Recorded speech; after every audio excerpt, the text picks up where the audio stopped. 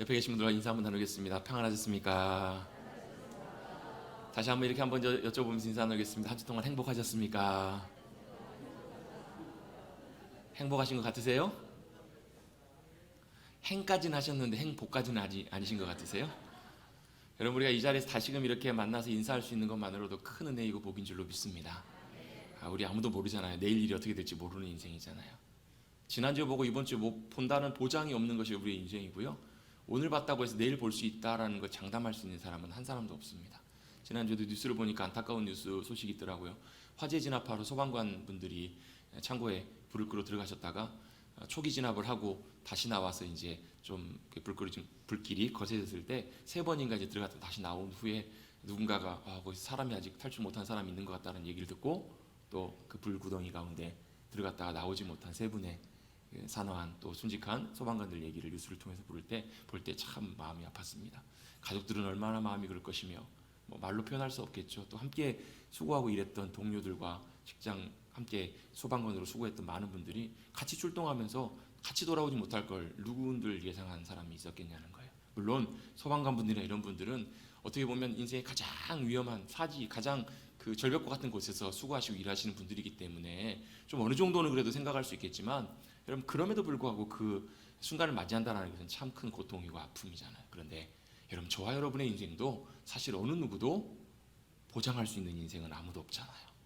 모두가 다 사실은 주님 부르시면 지금 이 순간이라도 떠나야 되는 것, 이 땅에서의 삶을 마무리하고 우리의 숟가락을 놔야 되는 것이 여러분 우리의 인생이라면, 여러분 우리 이 땅에서의 삶이 전부가 아니라 영원한 아버지의 집 천국에서의 놀라운 영원한 생명의 삶을 소망하며 믿음 가운데 나아가는 우리 모두가 되어야 될 줄로 믿습니다.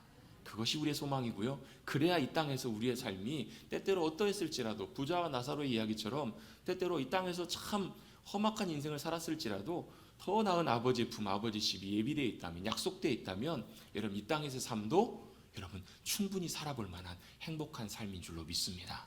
그래서 주님께서 우리에게 놀라운 천국의 소망을 약속해 주시고 뿐만 아니라 이 땅을 살아가는 지금 이 순간의 우리의 삶을 통해서도 그 영원한 천국을 이 땅에서도 맛보며 살아갈 수 있도록 주님께서 우리에게 귀한 은혜를 허락하여 주셨음을 믿고 감사하시는 우리 모든 성도님들이 되시기를 간절히 주님의 이름으로 축복합니다.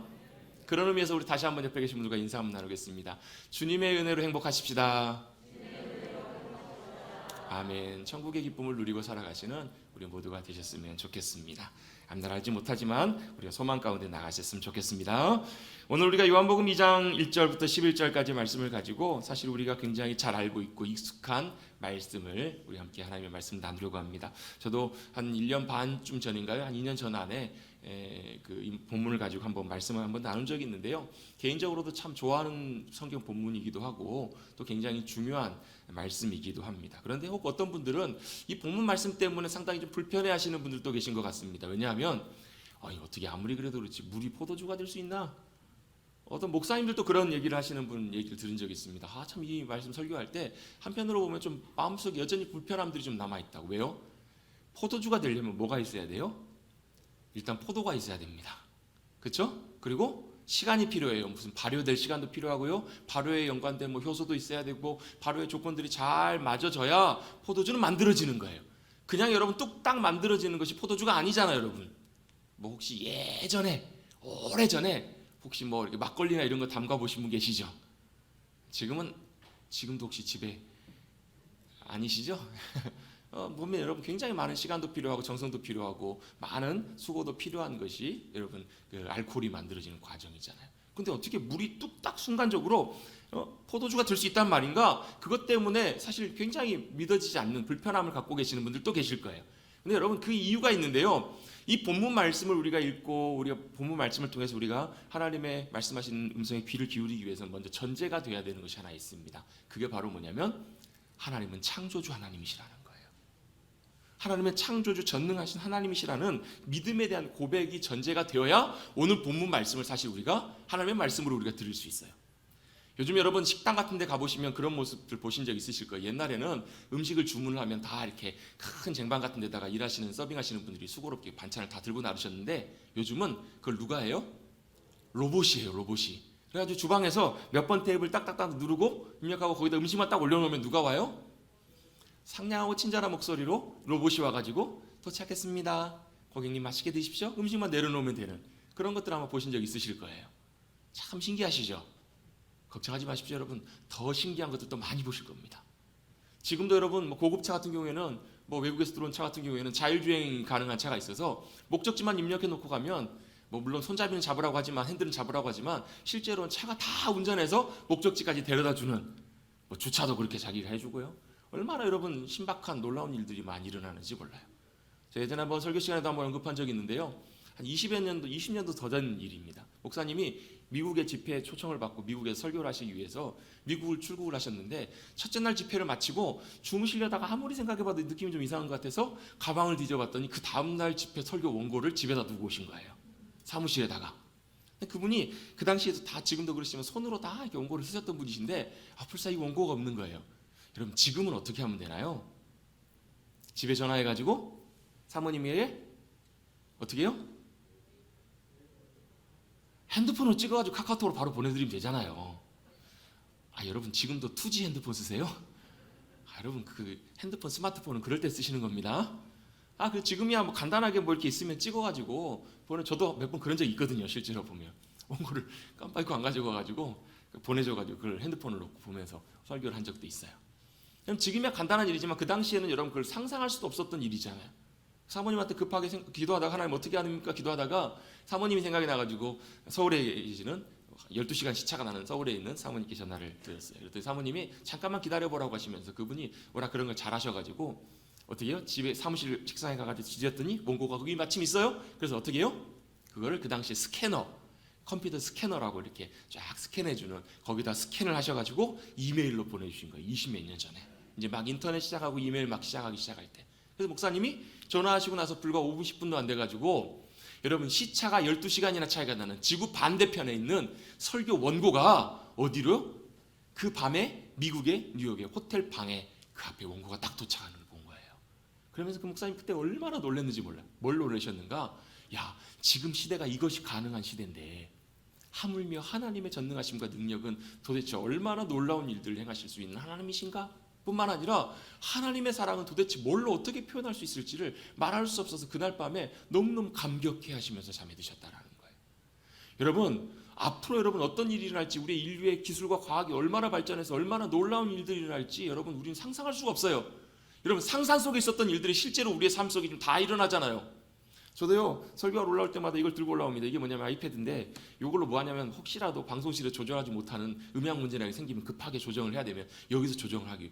여기서 조정하면 저기 위에서 그대로 같이 따라 움직여요. 신기하시죠? 신기할 일도 아니에요 여러분. 요즘은 그거보다 더한 엄청난 많은 일들이 일어나요. 놀라운 일들이에요. 그래서 오래 살고 볼 일입니다. 오래 살고 보면 여러분 앞으로 얼마나 참 상상하지도 못할 놀라운 일들이 날지 여러분 건강하게 오래 사십시오. 그건 싫으신가 봐요.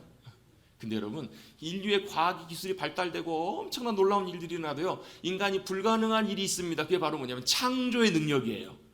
창조의 능력은 뭔가 아니면 만들어내는 것이 아니라 뭔가 아예 없었던 것에서 새롭게 있게 만드는 창조의 능력은 오로지 하나님께만 있다라는 거예요.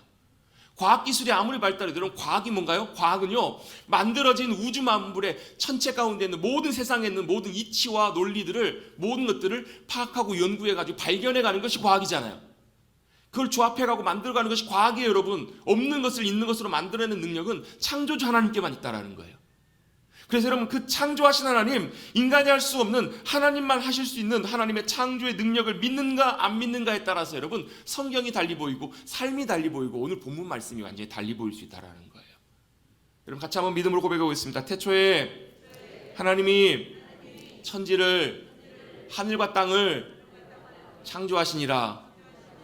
하나님께서 태초에 하나님이 천지를 하늘과 땅을 다 만드셨다면 그리고 저와 여러분을 만드셨다면 주님께서는 지금도 여전히 이 땅에 있는 모든 것들을 새롭게 하시고 만드시고 온전케 하시고 역사하실 수 있는 창조주 전능의 하나님이신 줄로 믿습니다.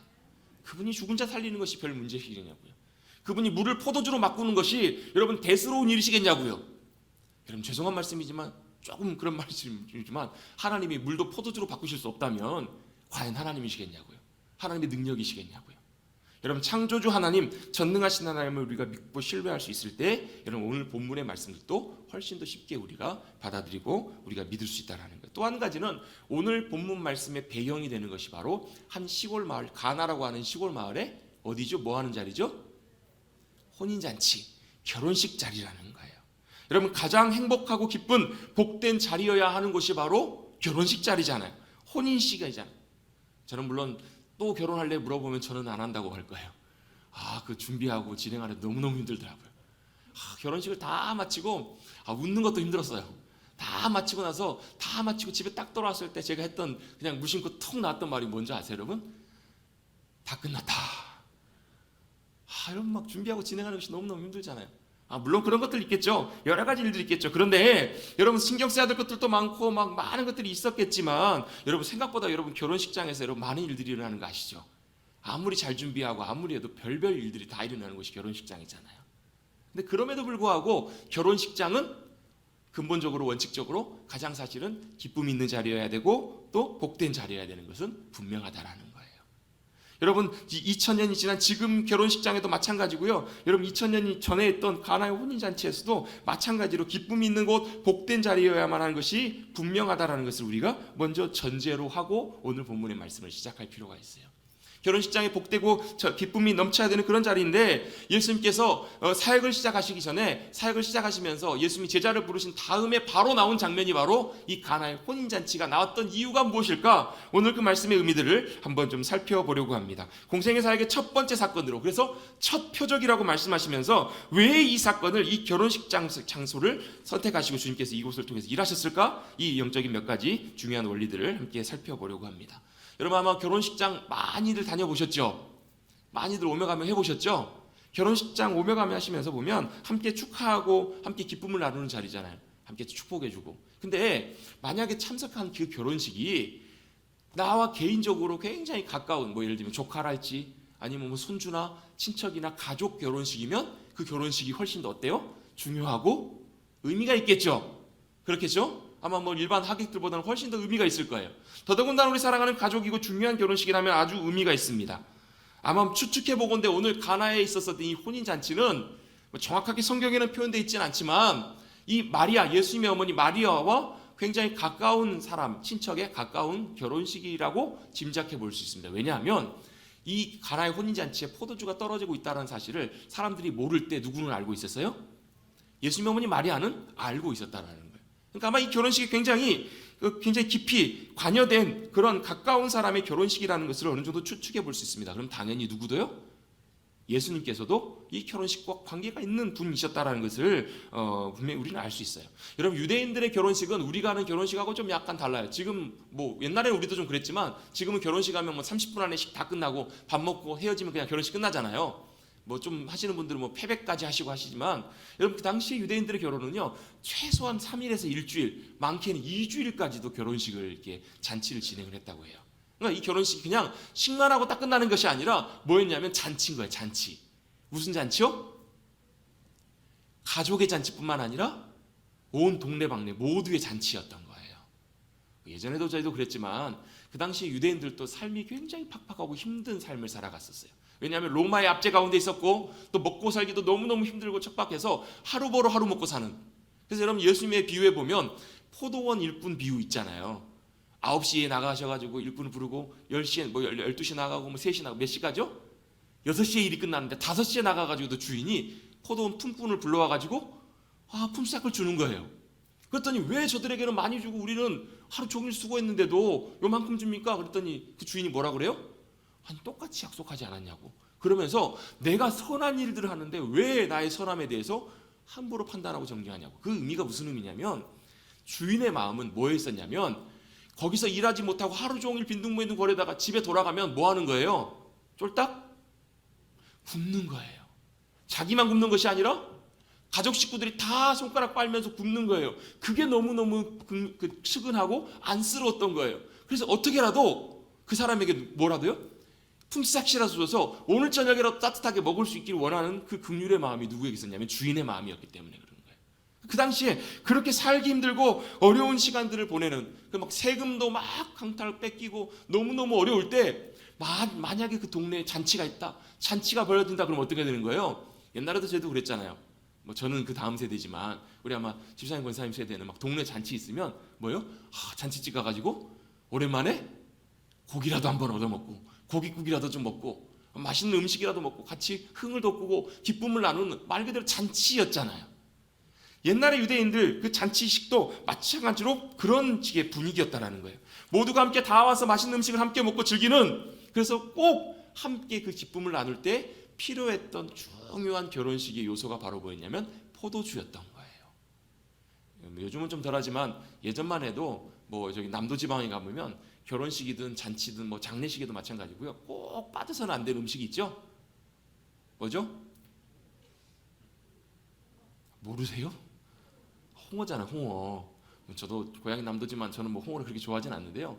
뭐 어렸을 때 저도 기억이 나요. 다른 음식이 아무리 많아도 뭐 맛있는 음식이 많고 뷔페 음식이 다 갖춰져 있어도 뭐가 없으면요? 홍어가 없으면 잔치 음식이 제대로 잘 준비가 안 된 거예요.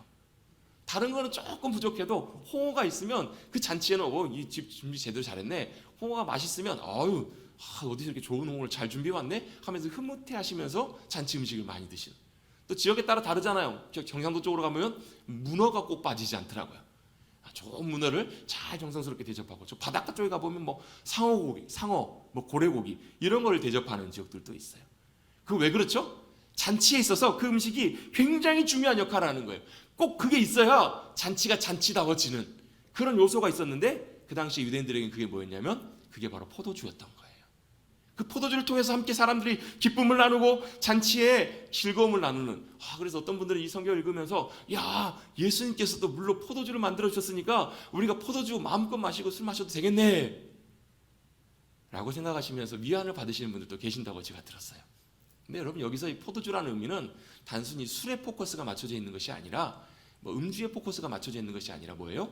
잔치의 가장 기쁨과 즐거움을 줄 수 있는 요소로서의 가장 중요한 필수적인 포도주를 지금 말하고 있는 거예요. 그러니까 이게 없으면 잔치의 기쁨이 쏙 빠져버린 거예요. 이게 사라져버리면 더 이상 잔치가 잔치일 수 없는 굉장히 중요한 요소가 바로 이 포도주였던 거예요.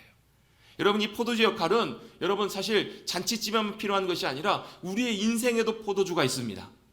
무슨 뜻이냐면, 무슨 의미냐면, 우리의 인생에 있어서 삶을 살아갈 때 나에게 가장 잔치집의 포도주와 같이 큰 기쁨을 주는 굉장히 중요하고 소중한 요소들이 있다는 거예요. 꼭 필요한 것이 있어요. 여러분에게 포도주는 무엇입니까, 여러분? 뭐가 포도주시죠? 네? 집에 있는 포도주를 생각하지 마시고, 포도주가 뭐예요, 여러분? 여러분에게 진짜 기쁨을 주는, 만족을 주는, 즐거움을 주는 요소들이 다 있다는 거예요. 어떤 분들은요, 자식이 그런 기쁨을 주는 부모인 경우도 있어요. 자식일 수도 있어요. 어떤 경우는 자기가 소유하고 있는 재산일 수도 있어요. 그래서 막 주식을 투자해놨는데 주식이 막 올라요. 그럼 어때요? 마음이 하루가 너무너무 기쁜 거예요. 즐거운 거예요.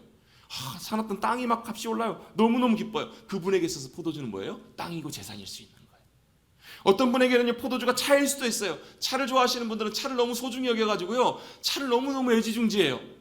먼지는 않을까? 혹시라도 뭐나 묻을까? 정말 아껴요. 왜요? 그분에게 포도주는 차인 거예요. 어떤 분에게 포도주는요, 집인 경우도 있어요. 소장하고 있는 뭐 중요한 것일 수도 있어요. 어떤 분에게 포도주는 사람인 경우도 있어요. 사람이 너무 소중해요. 사람 만나는 게 너무 큰 기쁨이기도 해요. 어떤 경우에는 사업이고 일일 수도 있어요.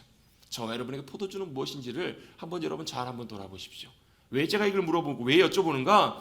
이 포도주가 사람마다 다 있는데요, 우리 연세 많으신 분들은, 그런 분들이, 어르신들은요, 목사님 오래 살아보세요. 다른 거 별로 기쁨되는 것도 없고요, 별로 좋은 것도 하나도 없어요. 저는 그런 거 필요 없어요. 그런데 그것도 아니더라고요, 보니까.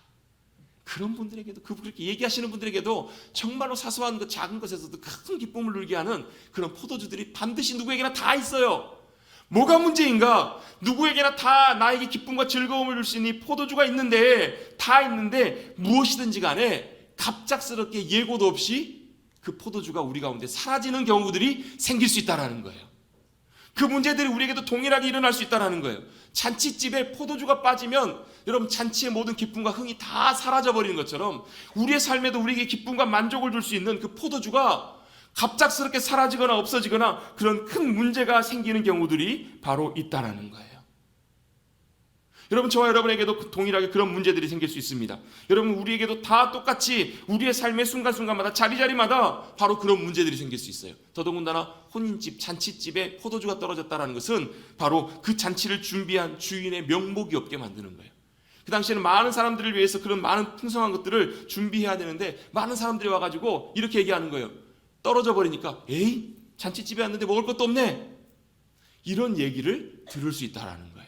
뭐 대놓고 그런 얘기를 안 해도 사람들이 그렇게 씁쓸하게 돌아가는 뒷모습을 볼 때 잔치를 준비했던 혼주나 또 그 신랑 신부의 입장에서 볼 때는 상당히 마음이 곤혹스럽고 창피한, 부끄러운, 면목이 없는, 얼굴을 들 수 없는 그런 일들일 수 있다라는 거예요. 여러분이 포도주가 사라지게 되면 여러분, 우리 인생에도 동일하게 이런 일들이 생길 수 있습니다. 더더군다나 이제 인생의 새로운 첫 발을 내딛는 신랑 신부에게 이런 일들, 이런 문제가 닥쳤다라는 것은 첫 걸음부터 삐그덕삐그덕 거릴 수 있는, 분명히 이 문제가 예수님이 안 계셨었으면, 이 문제가 해결되지 않았으면 아마 제가 장담컨대 아마 그날 저녁에 자기 전에 신랑 신부 반드시 싸웠을 거예요. 부부싸움 했을 거예요. 당신이 그 제대로 챙기지 못해가지고 이거 누구 책임이니? 막 서로 비난하고 서로 삿대질하며 싸울 수 있었다라는, 낭패입니다. 곤란하고 어렵게 되었습니다. 그런데요, 곤란하고 어려운 이 상황 속에서 다른 여느 결혼식장과 다른 한 가지, 중요한 한 가지가 있었는데요. 그게 바로 뭐냐면, 중요하게 포인트를 두고 봐야 될 것이 있는데 바로 뭐냐면, 그 차이는 바로 거기에 예수님이 계셨다라는 거예요. 그 혼인잔치 그 자리 가운데 예수님이 계셨다라는 거예요. 물론 여러분, 그 당시는 아직 예수님께서 공생의 사역을 시작하시기 전이기 때문에 사람들은 예수님에 대해서 잘 모를 때예요. 그런데 누구는 어느 정도 알고 있었냐면, 예수님의 어머니 마리아는 예수님이 태어나신 순간부터 성령님의 놀라운 능력으로 하나님께서 이 땅에 보내주신 구원자 예수 그리스도시다라는 것을 그 마리아는 듣고 보고 알고 있었잖아요. 아직 예수님께서 본격적으로 예수님의 능력과 역사심들을 나타내시기 전이지만, 인간의 아들이심에도 불구하고 하나님의 아들로 이 땅에 오셔서 메시아로서 놀라운 역사와 능력을 행하실 것이라는 것을 기대하고 바라보고 기다리고 있었던 사람이 누구였냐면 예수님의 어머니 마리아였잖아요.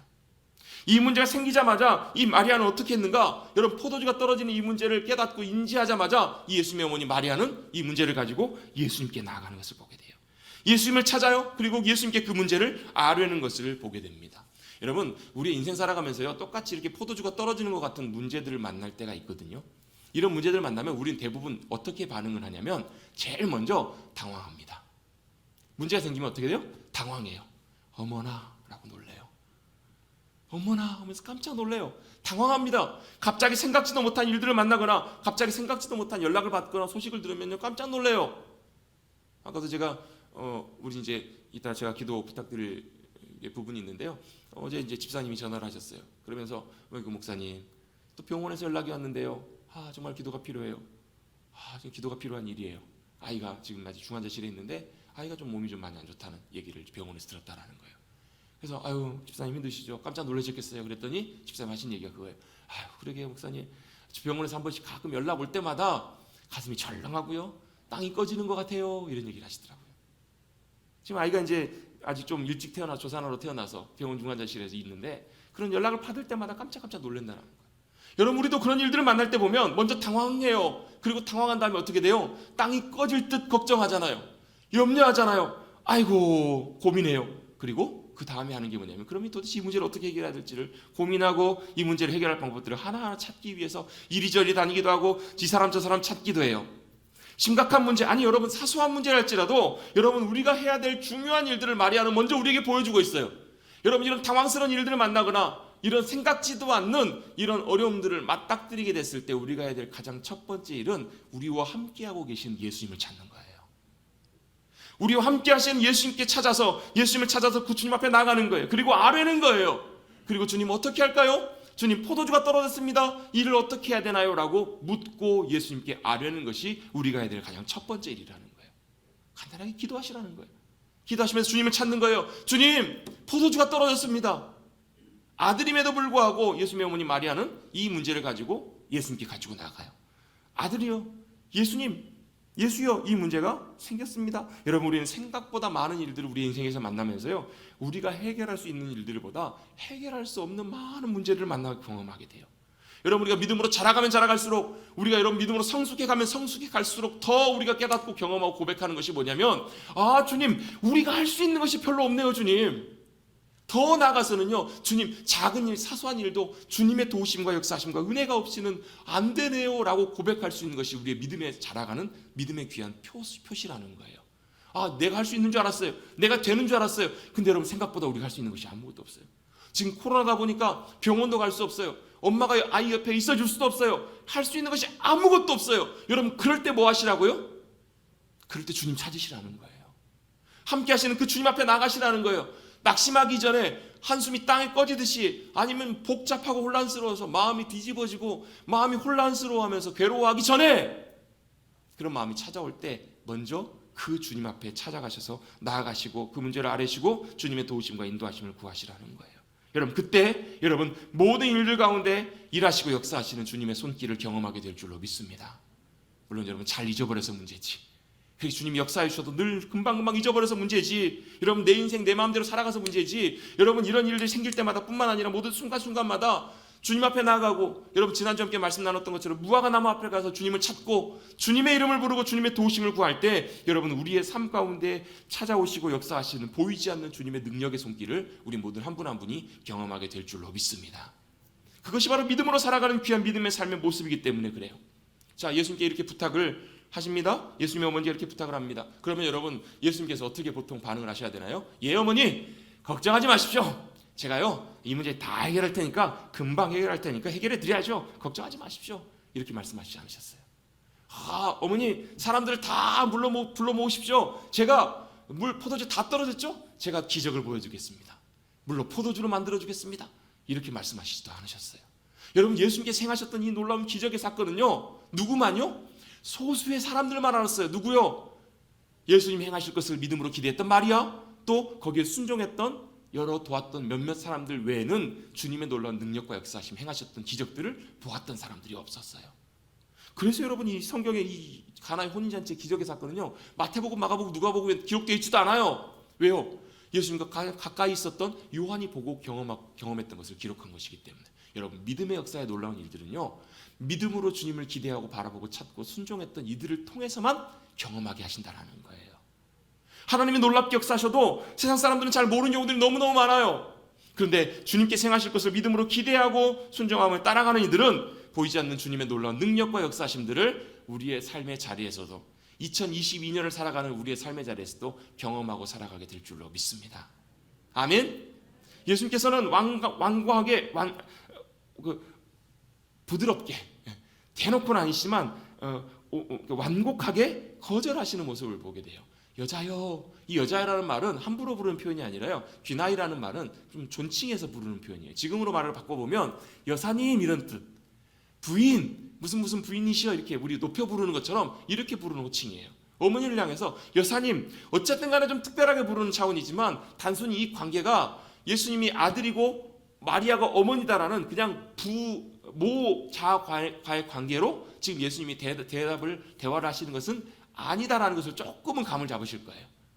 좀 객관적인 자리에서 부탁을 하고 있어요. 여자여, 여사님, 제가 아직 때가 이르지 않았습니다. 왜 내게 그걸 얘기를 하십니까? 나와 상관없는 일입니다. 내가 관여할 일이 아닙니다.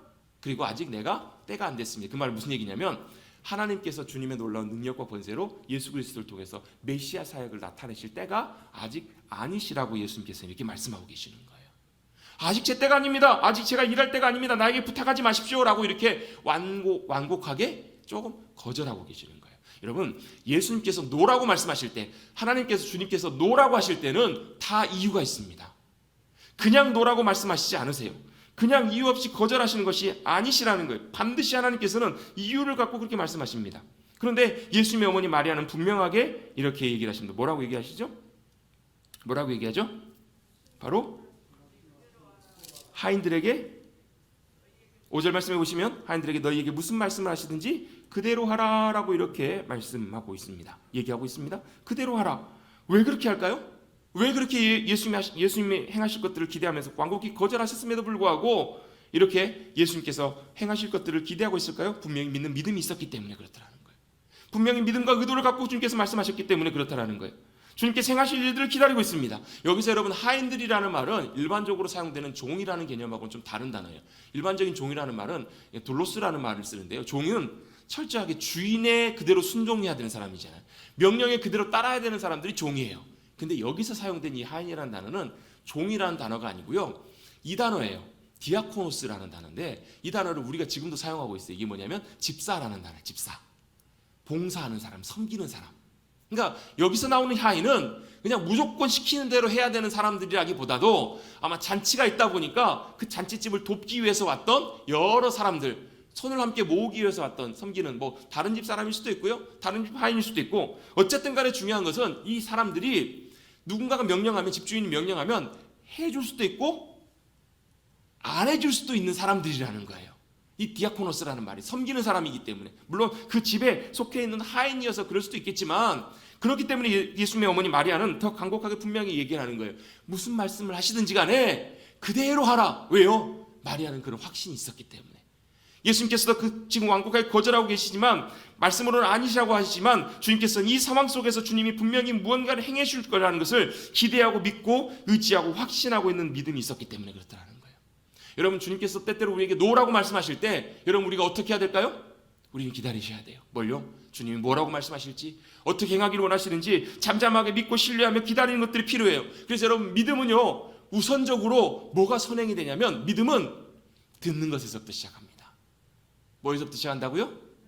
듣는 것에서 시작합니다. 믿음은 주님이 말씀하신 것들을 듣기를 원하는 그 자세에서부터 시작한다라는 거예요. 그 다음에 잘 들어야 그 다음에 잘 듣고 나서 어떻게 우리가 순종하며 따라가야 되는지 그 다음에 듣고 나서는 뭐 하는 거예요? 순종하는 자리까지 나아가는 것, 그게 바로 믿음의 과정이에요. 그렇게 믿음으로 주님 앞에 잘 듣고 순종하며 나가면 주님의 놀라운 행하시는 믿음의 놀라운 역사들을 우리가 경험하게 되고 누릴 수 있게 된다는 거예요. 예수님께서 가만히 계시다가 뭐라고 말씀하시냐면 그 집에 있는 통을 향해서 물을 채우라라고 말씀하십니다. 거기에 유대인 정결 예식을 따라 두세 통 들은 돌 항아리 6개가 놓여 있는 것을 예수님께서 보신 거예요. 자, 정결 예식이라는 것은 유대인들은 굉장히 그걸 많이 신경 썼어요. 뭐냐면 들어오고 나올 때마다 손과 발을 깨끗하게 씻는 거예요. 먹을 때도 손과 발을 씻고 왜? 하나님은 거룩하시기 때문에 우리도 거룩해야 된다고. 여러분 물론 그게 참된 거룩은 아니겠죠. 뭐예요? 우리의 손과 발을 씻는 것처럼 우리의 뭣도요? 우리의 마음도 영혼도 씻는 것이 주님이 정말 기뻐하시는 것이겠죠. 근데 어쨌든 간에 유대인들은 그 정결 예식을 씻는 것을 굉장히 중요하게 여겼어요. 집집마다 이런 통들이 다 있었던 거예요. 들어가면서 나가면서 물로 이렇게 씻는, 누군가 이렇게 물을 부어주 하인들이 물을 부어주면 손을 씻고 발을 씻겨주는 하인들이 씻겨주고 그렇게 물 그 용도로 담아두는 통이 있었는데 그게 어느 정도 되는 통이냐면 두세 통 드는 통이에요. 두세 통이 들어가는데 이게 대략 어느 정도 되냐면 2통에서 3통이 들어가면 이게 지금 우리 환산 단위로 치면 80리터에서 120리터 정도 들어간다고 해요. 80리터에서 120리터 어느 정도냐면 요즘은 여러분 집집마다 뭐 정수기들 다 쓰시지만 옛날에는 사무실 같은 데 보면 그 정수 그 물을 이렇게 주문해 가지고 이렇게 통 꽂아 가지고 드셨던 거 기억나시죠? 요즘도 뭐 그렇게 드시는 데가 있긴 있는데 많이 줄긴 했을 거예요. 그 통 하나가 20리터 정도 돼요. 18리터, 20리터 정도 되거든요. 그러니까 그게 몇 개예요? 4개에서 5개, 6개 정도 되는 거예요. 여러분 그 통 하나를 채우려면 6개 중에서 하나를 채우려면 물을 몇 개를 넣어야 되냐면 그 20리터짜리를 몇 개를 부어야 돼? 최소한 5개, 6개를 부어야 되는 거예요. 근데 여러분 그 당시에 여러분 그런 통이 있었겠냐고요. 20리터를 여러분 그 당시에 퍼 담으려면 그릇도 변변치 않았기 때문에 여러분 그걸 담으려면 5번, 6번이 아니라 어쩌면 여러분 몇 번을 갔다 와야 그 통 하나를 겨우 채울 수 있었을 정도의 큰 통이었던 거예요. 그렇게 따지고 보면 이걸 6개를 채우면 대략 물의 양이 얼만큼 되냐면 최소한 잡아도 600리터 이상은 돼요. 제가 이걸요 그 말로 계산해 봤더니 그 말 이렇게 그 용량으로 치는 말로 했더니 33마리예요. 많죠? 별로 감이 안 오시는 것 같아요.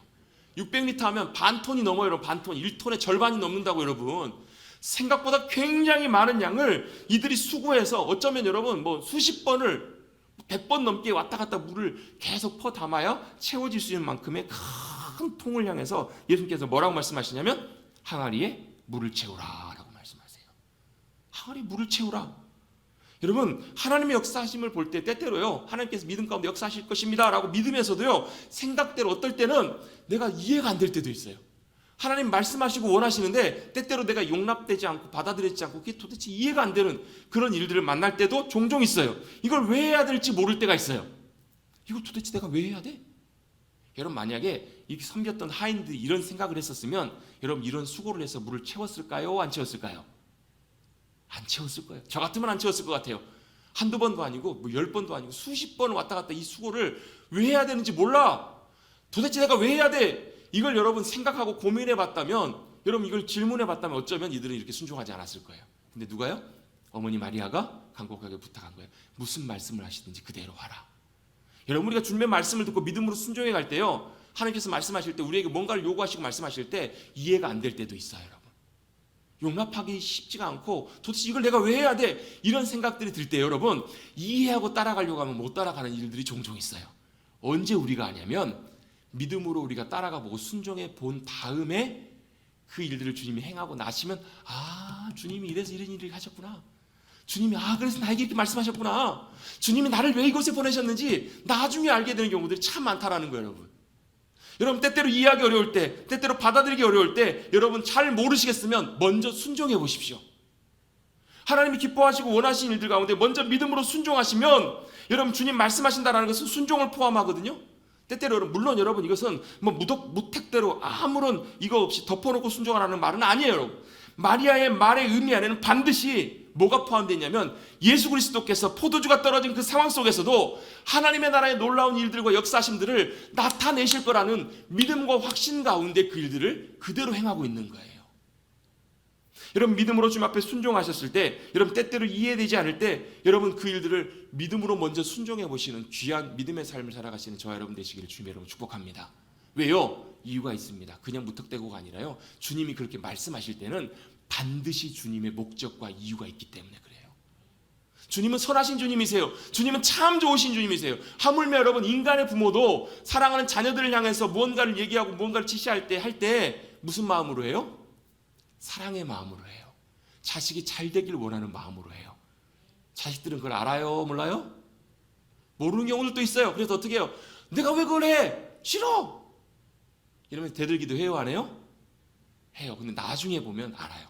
나중에 엄마가 아빠가 그래서 그렇게 하라고 하셨구나, 그래서 얘기하셨구나. 나중에 시간이 지난 다음에 다 그 일이 되고 난 다음에 그걸 깨닫게 되는 경우들이 종종 많잖아요.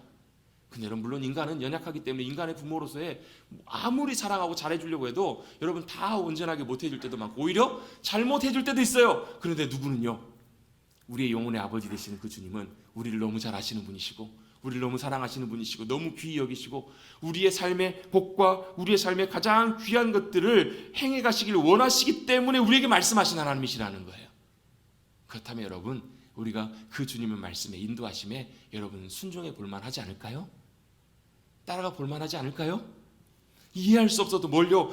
주님께서 우리의 삶을 통해 선하게 인도해 줄 거라고. 때때로 여러분 하나님께서 우리를 강한 훈련과 연단의 자리로 인도하실 때도 있어요. 왜 하나님 나를 왜 이렇게 인도하시는지 모르겠다고. 너무 힘들어 죽겠다고. 죽겠다는 말이 무슨 뜻이라고요? 죽게 있다고요. 우리 권사님들 많이 아프실 때마다 죽겠네 하시죠? 어디 있다고요? 죽게 있다고요. 여러분 나에게 왜 이런 어려움을 주시는가? 왜 나에게 이런 고통을 주시는가? 천국을 소망하며 살기를 원하시는구나. 이 순간에도 하나님의 은혜와 도우심을 의지하며 살기를 원하시는구나. 내가 만약에 지팡이 없으면 걸어갈 수 없는 것처럼 이 순간에도 주님이 행하실 일들을 기대하며 바라보며 믿음으로 나오기를 원하시는구나. 한 걸음 한 걸음 주 예수와 함께 걸어가는 삶을 주님께서 나를 부르시고 계시고 초청하고 계시는구나. 여러분 주님께서는 그런 의도와 목적을 가지고 말씀하시는 주님이심을 믿으시길 바랍니다. 그래서 주님께서 말씀하실 때는 반드시 이유가 있고 목적이 있어요. 그리고 주님 말씀하실 때는 분명히 역사하시고 행하십니다. 성경에 보면 많은 그런 일들이 나와요. 뭐예요? 어떤 일들이 나와요? 깊은 데 가서 그물을 내리라 베드로에게 말씀하세요. 여러분 깊은 데는 고기가 안 잡혀요. 베테랑 어부 베드로가 밤새도록 수고했는데 한 마리도 못 잡았어요. 그날은 안 되는 날이에요. 그날은 고기가 있어요? 없어요? 여러분 아무리 대단한 프로여도요, 고기가 없는 날은 아무리 노력해도 고기가 안 잡힙니다. 프로는 그런 날 빨리 철수합니다. 빨리 옮기는 게 프로잖아요. 근데 주님 뭐라고 말씀하세요? 깊은 데 가서 그물을 내려라. 왜요? 분명히 이유가 있기 때문에 그래요. 죽은 나사로가 벌써 죽어가지고 썩은 시체 냄새가 나는데도 불구하고 돌 무덤에 돌을 옮겨 놓으라는 거예요. 왜요? 이유가 있기 때문에 그런 거예요. 나사로야 나오너라. 주님 말씀하셨더니 죽은 자가 일어나요. 실로암 못에 가서 씻으라. 왜요? 그냥 고쳐주시면 되고 눈 뜨게 하시면 되지. 다 이유가 있는 거예요. 죽은 야이로의 딸을 향해서 주님 말씀하십니다. 소녀야 일어나라. 여러분 주님 말씀하시면 주님의 행하심과 역사하심들이 나타납니다. 아멘. 그걸 우리는 기대하고 믿음으로 순종하는 거예요.